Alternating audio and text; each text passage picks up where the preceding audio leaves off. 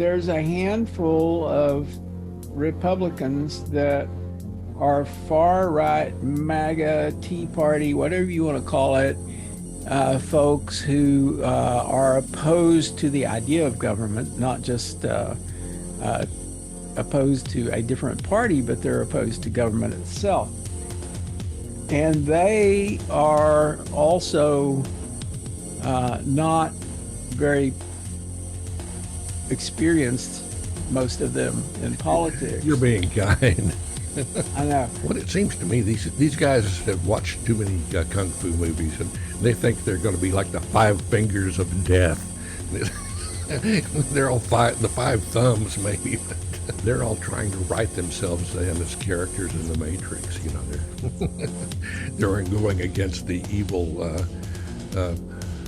programs from the Biden administration. This time on the Plutopia podcast, Jon and Scoop conclude their postmortem for the year 2022. We look at the drama within the Republican Party that managed to last into 2023. We also examine the GOP's extremist desire to tear down the government and replace it with something straight out of dystopian sci-fi. We also look at pathological liars, Georg Santos, whatever happened to the old non-crazy Republicans, how the old Southern Democrats became Southern Republicans, and much more. Happy as big clams to be watching all the chaos going on in our nation's capital. It's for this time, it's being done against the Republican Party and their leadership. It's chaotic, John. How many votes are we at right now? Did you say that we're clammy? Clammy. Happy clams. Calamitous. Well, so they're at the 11th vote, the 11th attempt to elect a Speaker of the House. Well, and they keep trying to make a deal. Well, Kevin McCarthy keeps trying to make a deal. Yes, he certainly does. And it's not working out all that well. You know, even the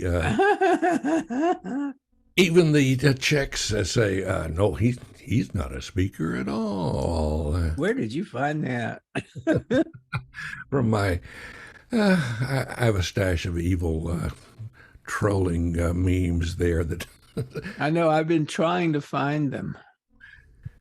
And that kind of sums it up, though. I'm not the only one that's been drawing the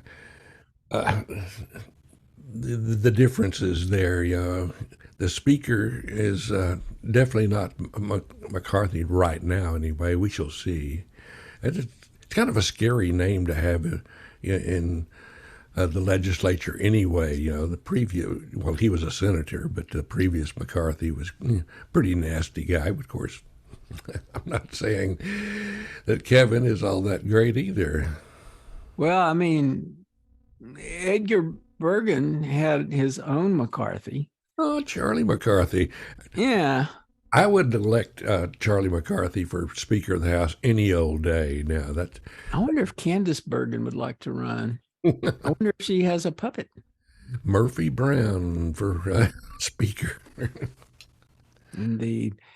So I'm a little off center here at the moment because I was thinking too much and I confused myself. But I have been following this sort of circus at the House.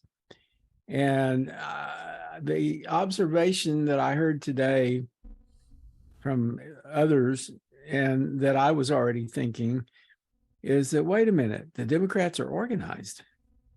What's going on here?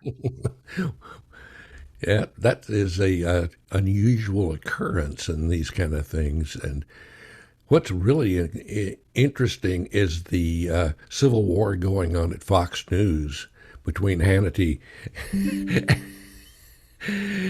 and his arch enemy, Tucker Carlson. I mean, just come on. Those guys are not getting along. Why would anybody not get along with Tucker Carlson? He's such a sweet young man. Yeah, well, he had Lauren, what's her name, on Lauren Boebert. I try not to say it. It's one of those she who shall not be named. Well, so the thing that's happening in the House right now, I guess it's stupid to say this because everybody knows, everybody's been watching this circus, but there's a handful of Republicans that are far right, MAGA, Tea Party, whatever you want to call it, folks who are opposed to the idea of government, not just opposed to a different party, but they're opposed to government itself. And they are also not very experienced, most of them, in politics. You're being kind. I know. And they're they're like throwing a big monkey wrench into the machine because they don't really care whether the machine works. So it's sort of like, somebody who doesn't care whether their toilet works, so they just stop it up, right? They're kind of like that. And when the toilet overflows, it gets pretty messy. And Yeah, government is one toilet you don't want to start overflowing. yeah. Well, what it seems to me, these guys have watched too many kung fu movies, and they think they're going to be like the five fingers of death. They're all the five thumbs, maybe. But That's really an excellent point.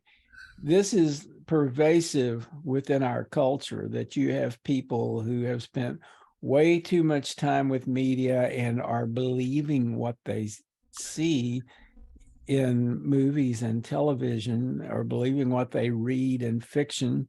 People who think that science fiction is real, which, I mean, I've read science fiction for many, many years, and there's a lot of substance to it. But you don't want to get so confused that you think that, that time travelers are showing up, because there's still no evidence that you can travel through time. It was just a plot device. Yeah, they're all trying to write themselves in as characters in the Matrix. They're they're going against the evil programs from the Biden administration. But an interesting thing. I mean, science fiction has definitely become a sort of bulwark within our culture, and I hope I used the word bulwark right. What is a bulwark? Anyway, it's a big thing, If you're on a ship, you got one. Oh, maybe it's a trim tab. No, anyway. So science fiction is not a minor genre anymore. It's really a dominant genre. And years ago, I used to go to science fiction conventions. And when you got to the science fiction convention, if you were a hard science fiction guy, if you read hard science fiction, you felt a little weird because there were a whole lot of people there who were into fantasy. Science fiction and fantasy were mushed together as genres that somehow were supposed to fit together. But science fiction in its purest sense, really hard science fiction, is nothing like fantasy. It tries to be as real as it can be. But the fact that there was this flow from science fiction to fantasy to science fiction to fantasy, I think that there's a lot of confusion about what's real now among people who have read a lot of both, science fiction and fantasy. Well, the fantasy thing, I'm kind of waiting for them to become cosplayers. I mean, if they're really into fantasy, I want to see them all dressed up as furries and going onto the floor of the legislature. Maybe not, but this is entirely possible that you will see this. It reminded me of people I encountered working in the music business for many years. The stars are not even the stars, the people who believed their own bullshit. And they would listen to their publicists telling the world how great they are and how talented they are, and they start believing it, regardless whether they have talent or whether they are great. But I met so many people that were they had they had passed delusional and accelerated past whatever that is. And you saw a lot of that in the entertainment business. And now it's kind of migrated over to politics. You know, politicians used to be pretty boring. I mean, yeah, there were some colorful ones, but we didn't have these insane grandstanding moves that just defy logic. You know, logic was left behind a long time ago by most of the big five that are trying to upset the apple cart. But I mean, just you didn't have politicians that were strictly about like performance, you know, that were strictly kind of acting out to take power, and that were only about culture wars. People were there because they wanted to serve. Some of them, you know, obviously wanted to take power, but there was a much stronger public service aspect to politics and government work than you see now among these politicians, especially the people who have been influenced so much by performers who become politicians. And I'm thinking about Donald Trump. Donald Trump really never had any success in his life except his reality TV show. That's the one thing where he really was a success. And that actually is how people came to know him. And the part that he played was of a successful businessman. He's a guy who was never a successful businessman, yet he got the part of a successful businessman, and people who watched The Apprentice believe that Donald Trump is a successful businessman and knows what he's doing. I find that a while back. I mean, difficult that people actually believed, because I tried to watch that thing, and you're not the audience for that show, though. Thank God. Thank every deity out there. But you didn't really have to watch it, though. I mean, if you just heard about The Apprentice and heard about what he had done on there, you think, oh, that guy kind of knows what he's talking about. Yeah, even if he doesn't. But you know, just the whole idea, watching him, and it was so contrived and so obviously predestined. I mean, they knew at the beginning of each episode who was going to be fired. They just kind of worked their way up to it. It's like watching pro wrestling, TV wrestling, and none of that is real. But those are all that's appealing to those same folks who think Donald Trump is just a great American and a fine fighter and a patriot and God knows what else. And then they go and turn on the WWF SmackDown or the even more ridiculous ones that they have on TBS, which I've unfortunately tuned past and just going crazy on in the wrestling ring. But it's all staged, and there's so many people that cannot see it, and that's frightening that people can't see how staged this stuff is. And this is the politics that come out of these kind of people it's the same way. It's all staged, it's all made up, and they have no intention of living up to most of the promises they've made in their campaigns. Well, it's probably been something like that for forever, really. I mean, obviously to get voted into office, you're going to tell people what you think they want to hear in order to get them to vote for you. And that's one kind of lying, sort of politically expedient lying. But then again, you've got other levels of lying, and there's such thing as a pathological liar, a person who lies about anything and everything, even when the lie doesn't even benefit them. They just lie. Yeah. Trump's, and he's the poster boy for that.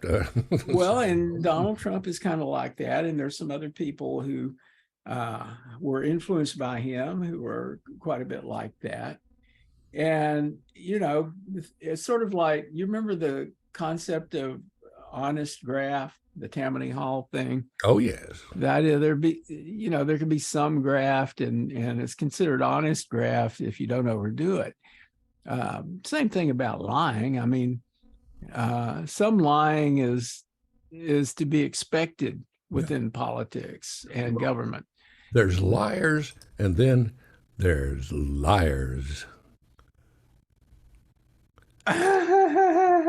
That kind of sums it up. Where was George Santos? George Santos is the Milli Vanilli of the Republican Party. So I just wish that one of those guys had the cojones to nominate George Santos. I think that would be great. I would. Because George Santos is really the face of the Republican Party right now. He represents their values. I don't know if he's the face or if it's the other end. No, I mean, if you look at George Santos, you're seeing kind of where the Republican Party has landed.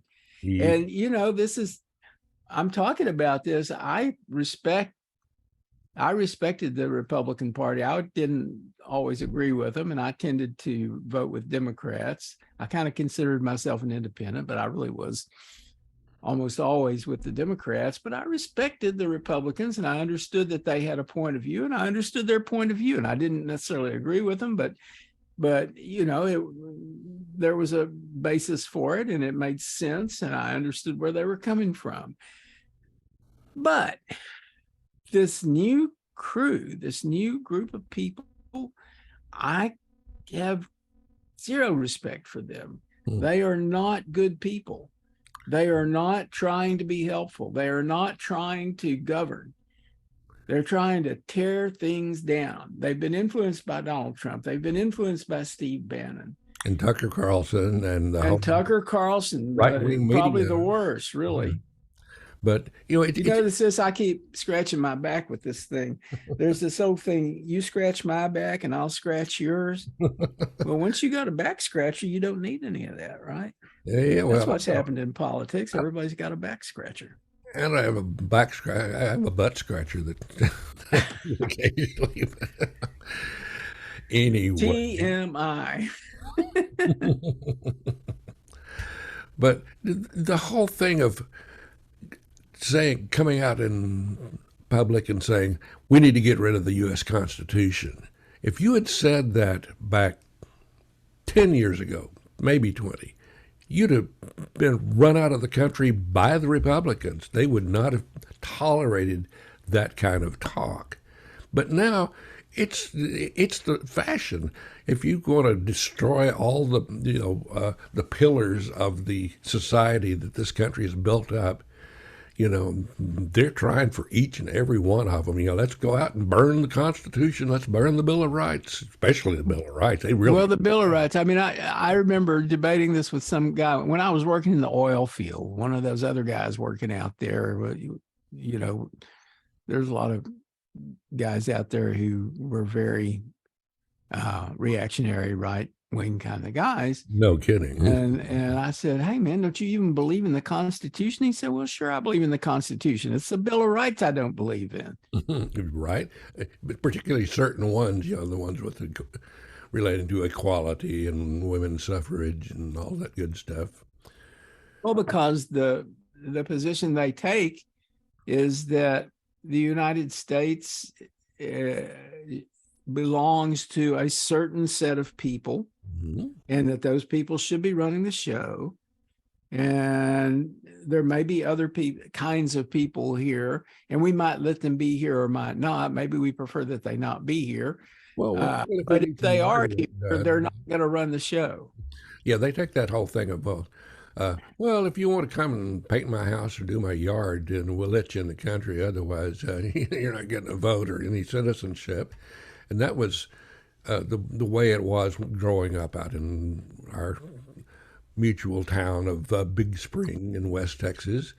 And my dad, I've gone on about how, you know, he was a John Bircher, he was a Republican, but he drew the line at the really extremist stuff that was going on, you know, in the Republican Party or in conservative politics back then. But it was nothing that approached, you know, what we see now, just, you know, flat out crazy shit that people just throw it against the wall and see if they'll vote for it.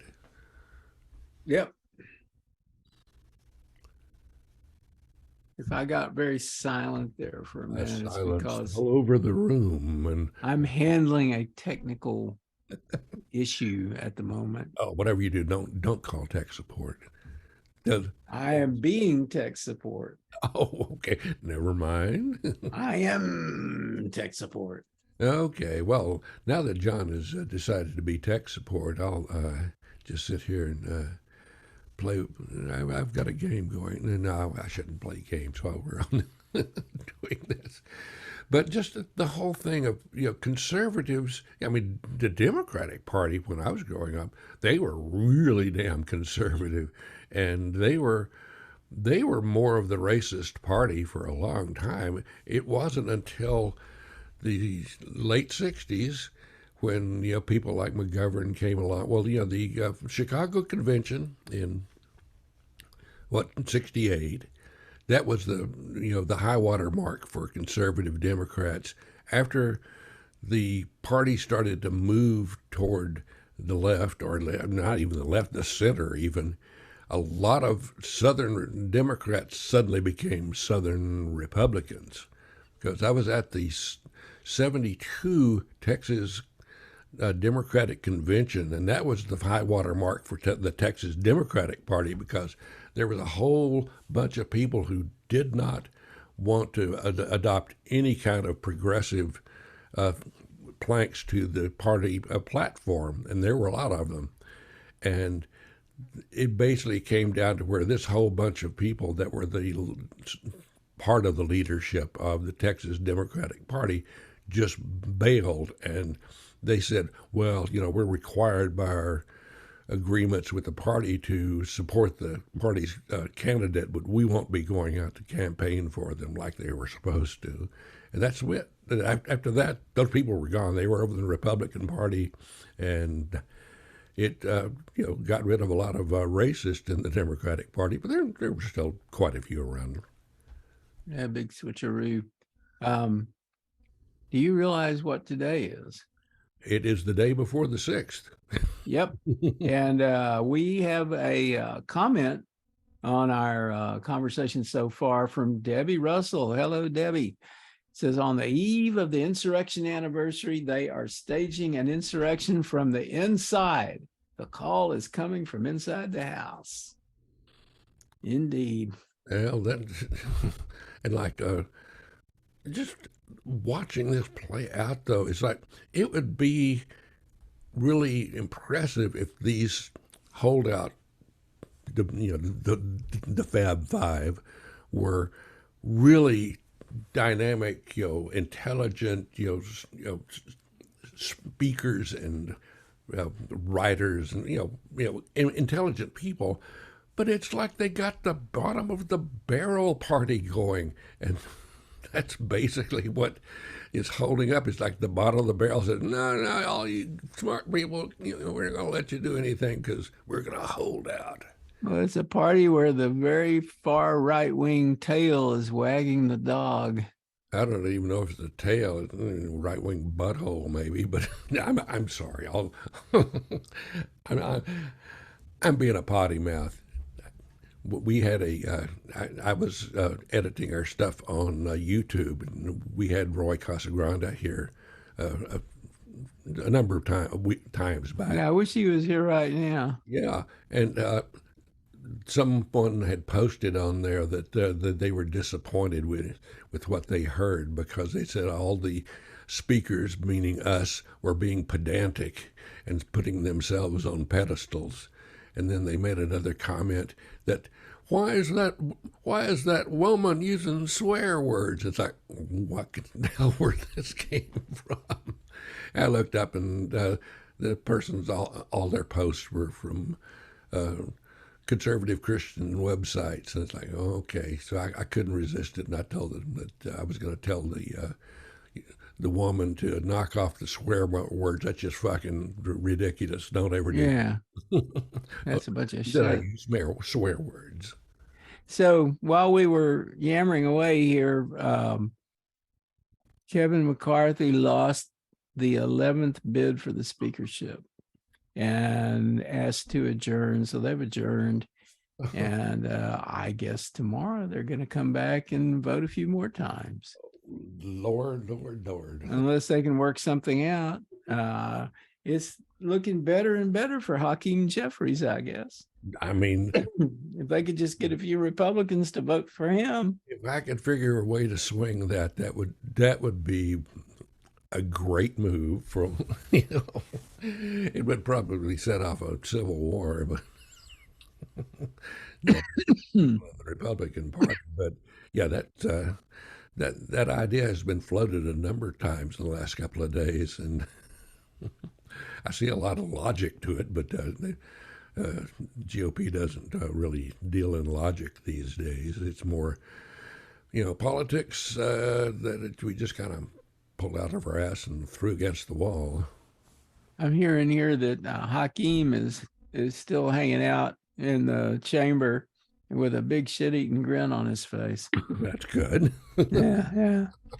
I would. I mean, this is supposedly, I mean, we've heard for years that the Republicans have it together and the Democrats are in disarray. Man, this is like a complete turnabout. Well, all it took was having a Trump in power. I think that's enough to bring the party together. That's kind of a come to Jesus moment of like, either you get your shit together or you're going to be just like those idiots. And so I just want to show you something, or okay. I'm actually promoting something here. But I will have to share my screen. Here we go.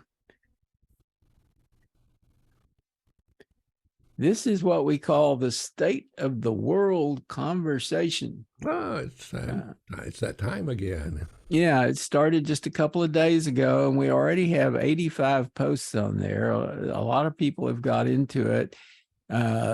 Formally, the people who are in the conversation, this is something that Bruce Sterling and I have done every year for over 20 years. And originally, it was just us sort of holding forth about what we thought was going on. We called it the state of the world. It was kind of like tongue in cheek saying state of the world as if we knew the state of the world, just a couple of guys. But, I mean, we're kind of smart guys. And Bruce actually, he's an author, he's a speaker and a world traveler. So he certainly always has a lot to say. And this year we invited Tuomas Hendrik Ilves, who was a former president of Estonia. Bruce has invited him, and he hadn't showed up yet, but holding out, fingers crossed.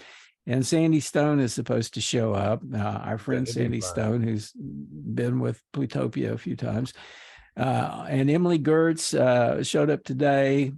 She's a climate journalist that we have interviewed before, and that is a Plutopian fellow traveler. And Patrick Lichty, who is also part of the Plutopia Carras, is in the conversation. And as I say, it's been going on for a while. And the thing about this, it happens on the well, which is normally members only.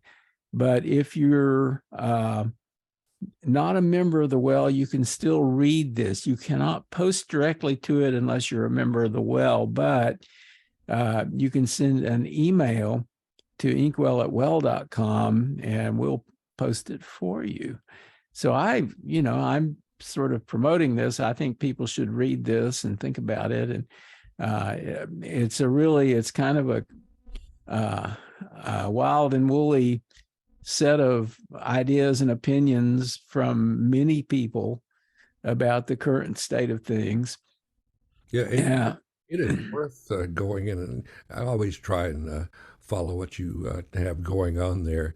And sometimes it comes off as being kind of an intellectual food fight. Yeah. You see some interesting exchanges. It's not nasty. It's just intellectually challenging. Food fight.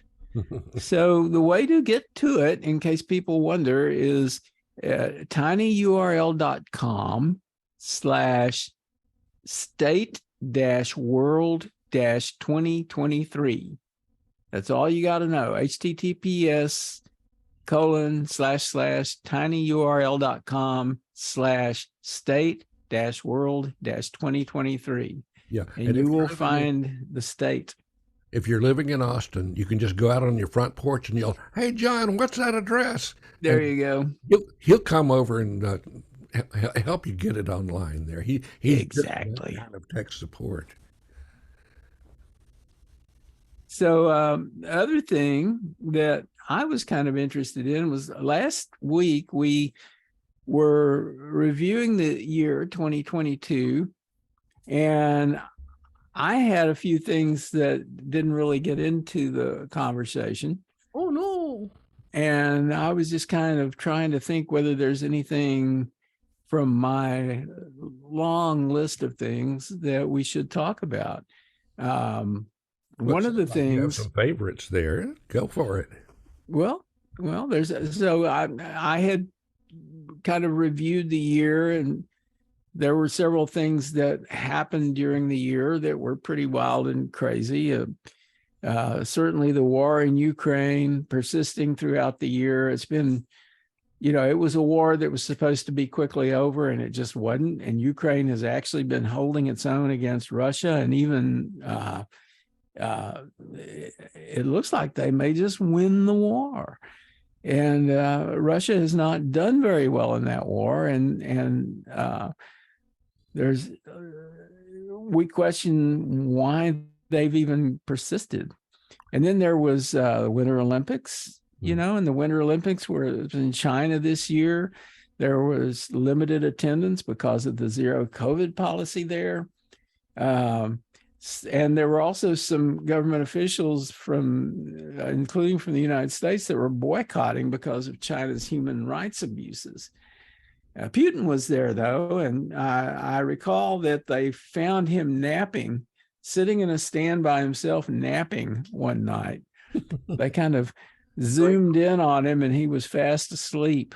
Great security he has there while he's exactly. And then let's see, Ron DeSantis, in March of last year, he signed a bill that we referred to as "Don't Say Gay." And he was kind of yammering a lot about wokeness.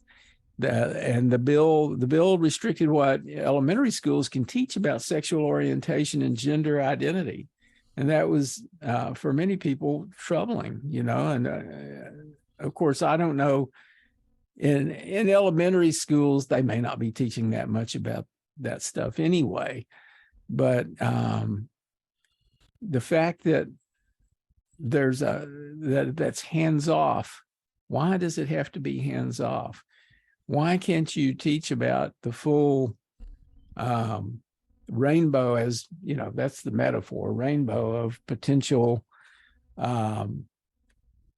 approaches to sexual orientation, potential, some people have gender dysphoria, and it's much more troubling if you have to just suppress that. It's unhealthy to have to live with that and not be able to open up about it, and certainly not be able to get any guidance about it. It's really disturbing, the approach that a whole bunch of folks takes toward something basic like sex education. And I can see that they might not want it in the elementary schools, but but there's a lot of these schools who are just giving the students the ability to have the parents say, "No, I don't want them being taught sex education," and then these same people are all upset when Susie ends up pregnant, or Biff ends up getting somebody pregnant, because no one bothered to tell them anything about how the human body works and how sexuality works. And that's rampant here in Texas, and it's the same in Florida. The stuff that DeSantis was promoting was just, it's a who's who of bad ideas that he was coming up with, and it's just frightening. It's like he is reminds me of like being a parrot that had spent its entire life listening to Fox News, and then that parrot has a microphone. So he's just spewing out all the crap that he heard, because It sounded cool at the time. The base likes it. And he'll get a vote.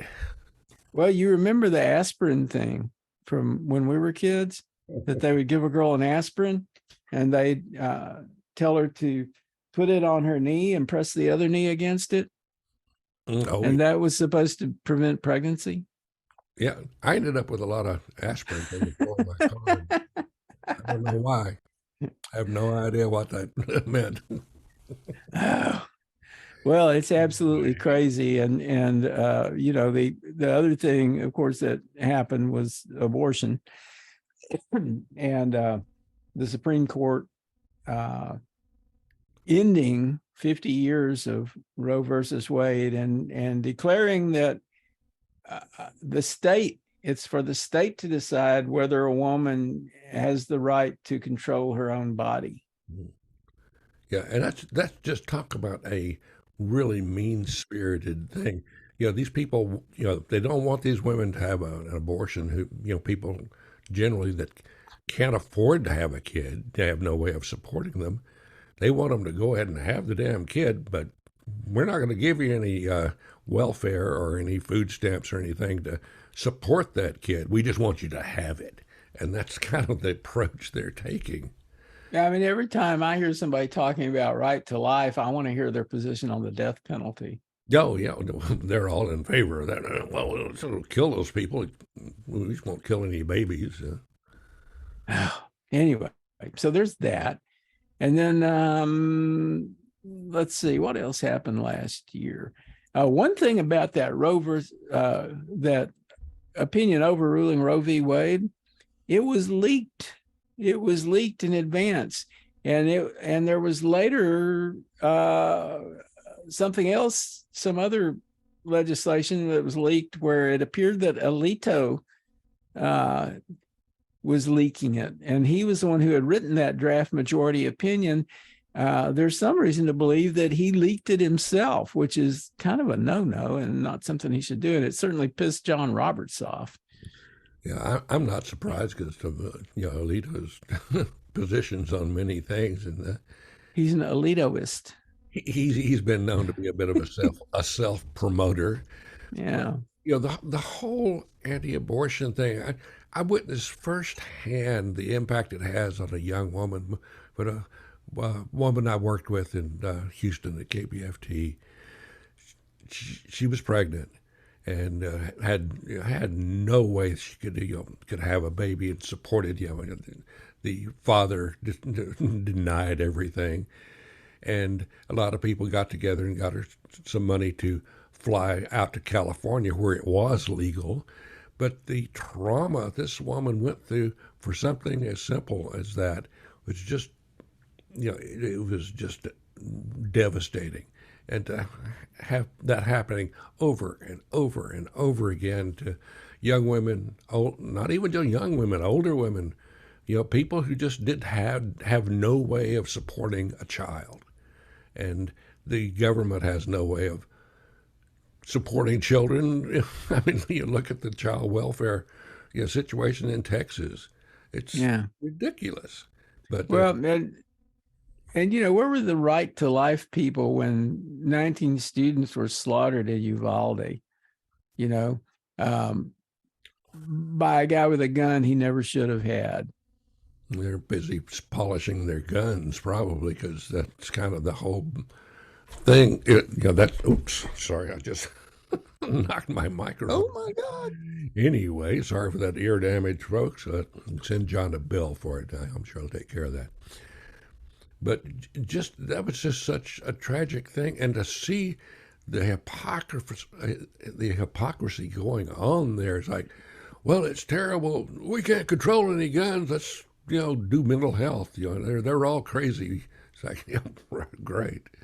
In my notes here, I've got a note about Uvalde, and then I've got another note about a rooftop sniper in Highland Park, Illinois, who killed 7 people. And then there's another note down here. Where is that?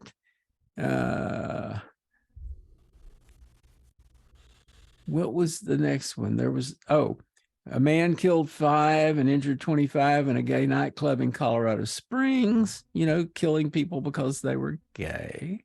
Well, then there was the young man that's become a big conservative hero because he shot a demonstrator in one of the protests and was hanging out with the cops and telling them how he was going to help them out there. And Yeah, Kyle Rittenhouse. yeah, and it's like, great. So now he's a conservative hero. Yeah, he'll be right up there with Georg Santos, I'm sure. Get elected. But Kansas, the states can still decide whether abortion is going to be legal or not. And in Kansas, they did a referendum, and the voters voted by 59 to 41 to maintain a right to abortion.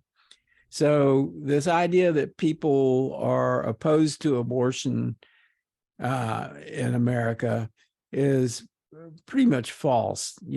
People are not opposed to abortion, and they're especially not opposed to abortion where there's been a rape or there's been incest, though many of the laws that are on the books now in states will not make those exceptions. Yeah, and that's just talk about mean-spirited. It's like I can't imagine anyone saying that was a great thing to do. The people that wrote the bill, they're beating their chest. I mean, they're not going to get pregnant, so what do they care? And it's just really mean-spirited. Someone has been raped, and you want them to carry that baby, and they've had things where the rapists have tried to sue people for having an abortion. I think that kind of fell through the cracks, but still, there's that kind of idiocy that's going on out there in that whole situation. Well, and the traditional way to deal with a miscarriage is to perform what it could technically be characterized as an abortion. So now they're not treating miscarriages. Women's lives are in danger when they have a miscarriage because they can't get the treatment, the DNC treatment. Yeah, that's ridiculous. I mean, I can't imagine I can't believe doctors are allowing that to occur because that's just it's not an abortion. It's a natural process that happens to many, many women. And if you don't go in and do the right thing, they could get in the septic shock. They could die. But the politicians say, well, they're probably Democrats anyway. Let them die. The other thing I'm looking at here is the new hobby that our Texas governor started within the year, back in August, really. He decided he needed a hobby, and as his hobby, he started busing thousands of immigrants to Washington, D.C. and New York City.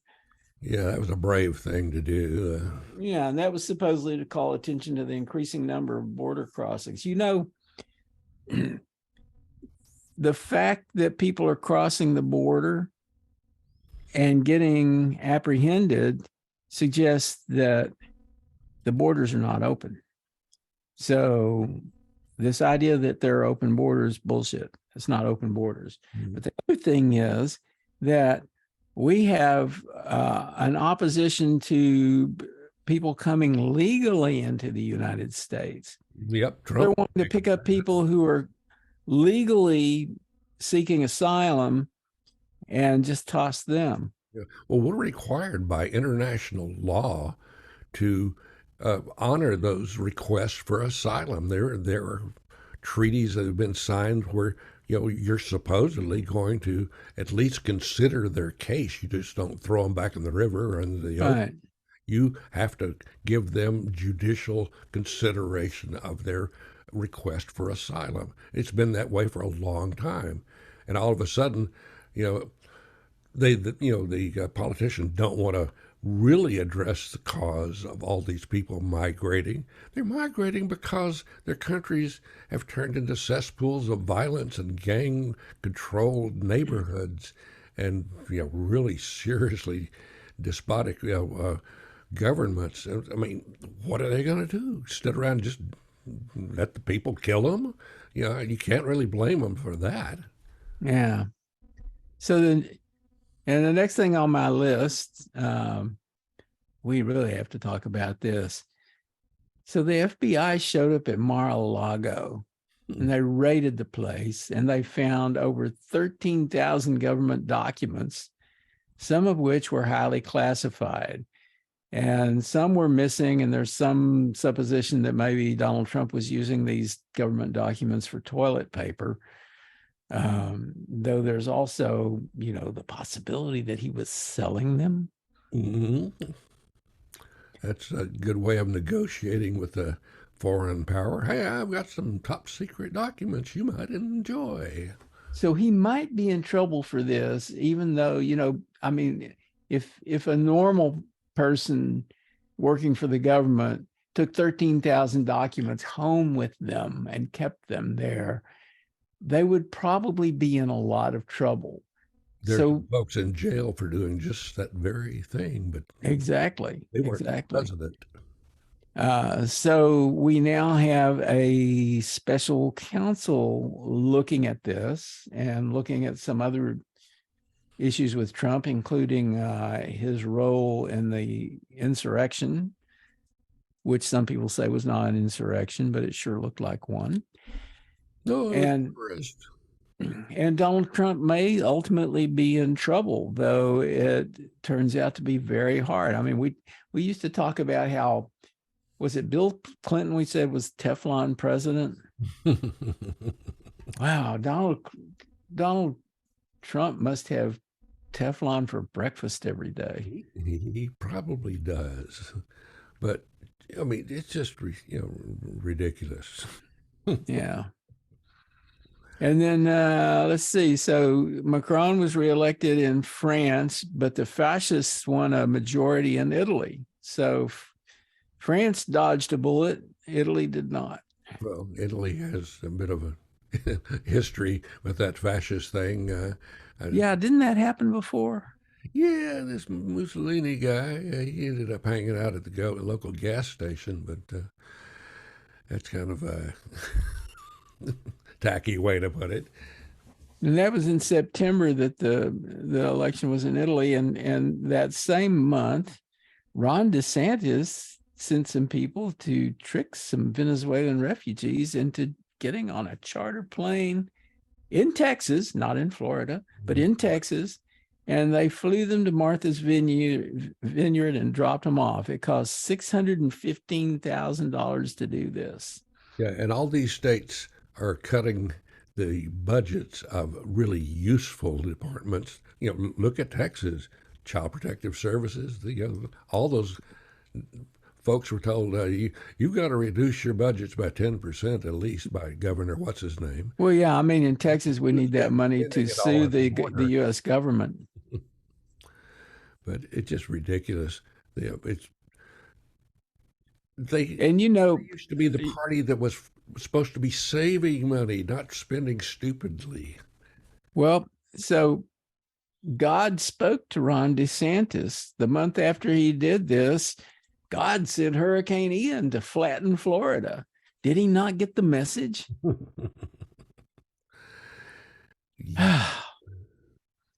Well, some good news in Brazil. Bolsonaro, right-wing guy, lost to Lula. Lula is president again in Brazil. Yeah, that was greeted with a lot of joy because things were really going south. Well, south, we're going badly in Brazil, and it's just terrible. Some of the things that were going on there, and the president's like, "Oh, we don't have any COVID. It doesn't happen here. We're manly men. We don't get COVID." Well, the reason Lula had not run for president before was because they tossed him in jail to keep him from running. There's a lot of that going around. Yeah. And the same month, this is October we're talking about, a right-wing guy from Canada who was all full of conspiracy theories, and he was a nudist too, which is kind of an interesting bit of the story. He broke into Nancy Pelosi's house. She wasn't there. Stuff transpired, and at some point he hit Paul Pelosi, her husband, with a hammer and nearly killed him.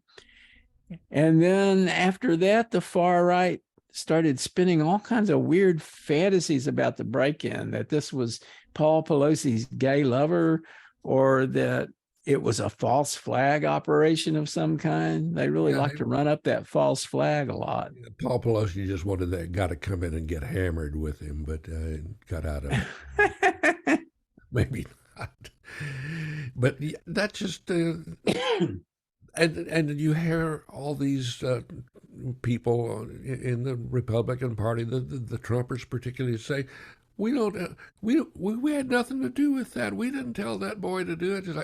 And they always have, he had his journal full of things that how Donald Trump was going to give him a pardon if he did this. That kind of thing. Is like, okay, you had nothing to do with influencing these poor sad souls who decided to go do something really stupid. And meanwhile, there was this huge red wave coming, this red tsunami. The Republicans were going to swamp all the elections. They were going to get tons of people elected. They were going to take over the Senate. They were going to take over the House. They were going to win a bunch of governor's races, and it didn't happen. It failed to materialize. I mean, they won the House by a very thin majority. Democrats held on to the Senate. Trump's candidates didn't do too well. The people that he had supported, and by the way, he had announced his presidential bid, I guess, as a kind of get out of jail free card. And he said the USA is being destroyed by the Democrats. And I've been looking out the window every day to see signs of destruction. Yeah, well, just the it just boggles my mind to see this kind of ridiculous posturing that is going on, all in the name of God knows what. I mean, I'm not sure what their end game is with all this ridiculous thing that's going on right now, and in the McCarthy epic. How many votes do you think they'll go to, John? I'm putting my betting on I think they'll go to 24, and then they'll start to die. Well, the bigger question is, how is this ultimately going to be resolved? Is McCarthy ever going to get elected Speaker of the House? Is somebody else going to get elected? Who's that going to be? They haven't really proposed anybody that, the huge majority of the Republicans continue to vote for McCarthy. It's just 20 people holding out. Mm-hmm. So it's unclear exactly what the solution to this is, unless they're trying to get concessions from McCarthy. To his credit, McCarthy said that some of the concessions were just too much, and he wasn't going to do it no matter what. Even if he didn't get elected, to be Speaker of the House, he wasn't going to give them some of the power they were seeking. Well, that's what caused a lot of this problem. Is I think they gave a few too many, concessions to the craziest of the bunch. I mean, it's like you're just inviting them to make something even crazier. Well, okay, you've agreed to burn the Constitution. Let's get rid of all the people of color and run them out on a big plane to. We can have Greg Abbott send them all to France on a big giant transport plane. Oh my God! But that's kind of where we're headed. So, how many people do you think were in the world in 1970? 1970. It was kind of crowded. I was in the Bay Area, so it was crowded in the Bay Area. I have no idea about the world. It was about 3 to 3.5 billion, I think it was. Okay, how many people do you think are in the world now? Between 7 and 9, I think. Yeah, in fact, about 8 billion. And you can, if you look outside, you see there's a lot more people out there, but the world is starting to strain. In fact, we don't have the resources to support 8 billion people. We really just don't.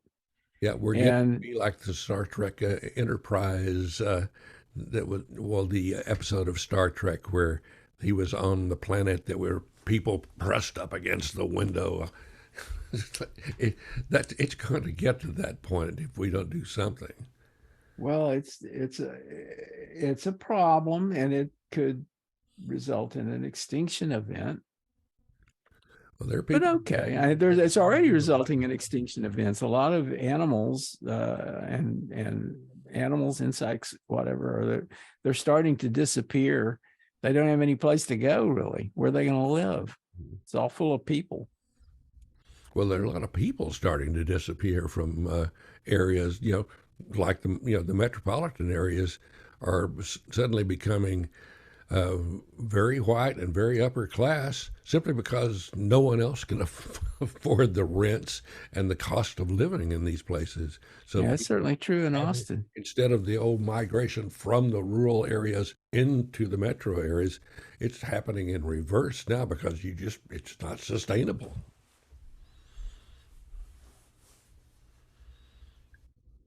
I'm still looking at my list, but I don't know. I don't think I have anything else I really need to cover. I guess the one last thing here, back to Ron DeSantis. He called for Moderna and Pfizer to be investigated for the COVID vaccines. And I don't really know what exactly he thinks they're going to investigate. I guess the idea is that the COVID vaccines have caused some kind of problem and they should be investigated. They caused a problem. I just said that we have way too many people. The vaccines prevented 3 million deaths. Yeah. So maybe those people should have died, and then we wouldn't be quite as crowded as we were. We'd have 3 million fewer people.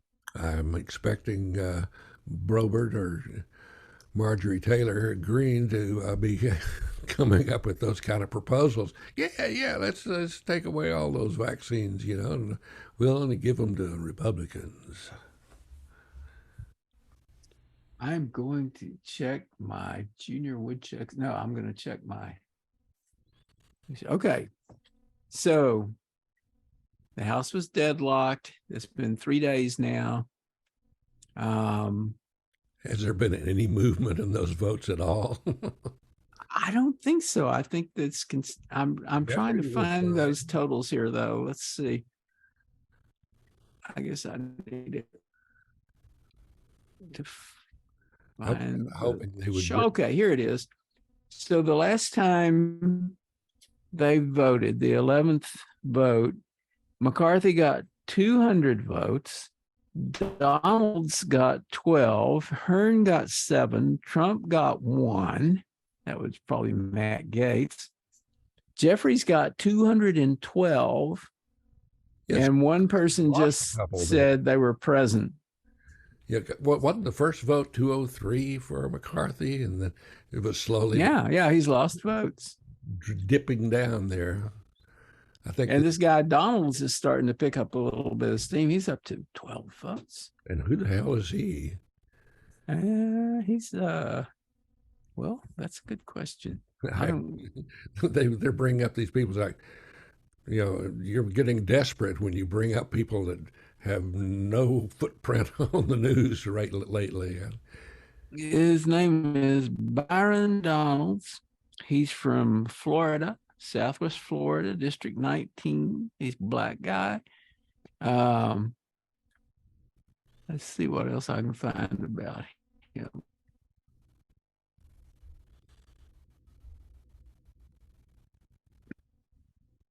He's been getting 20 votes in the various tallies since about the 4th. Mm-hmm. I think it's and he had voted for McCarthy at first, but he stopped voting for McCarthy and was voting for, I think, Jim Jordan. Yeah, DeSantis probably promised him something good if he just, played that boy. He's not terribly experienced. He's in his second term, and he has described himself as a Trump-supporting, gun-owning, liberty-loving, pro-life, politically incorrect black man. Yeah. There you are. There we be. Lord John.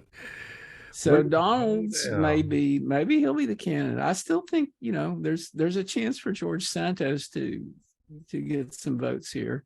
Yeah. If somebody would just nominate him. He'll nominate himself.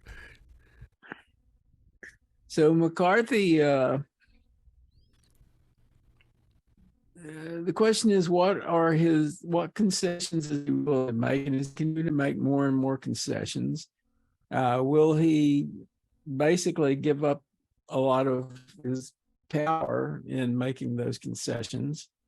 And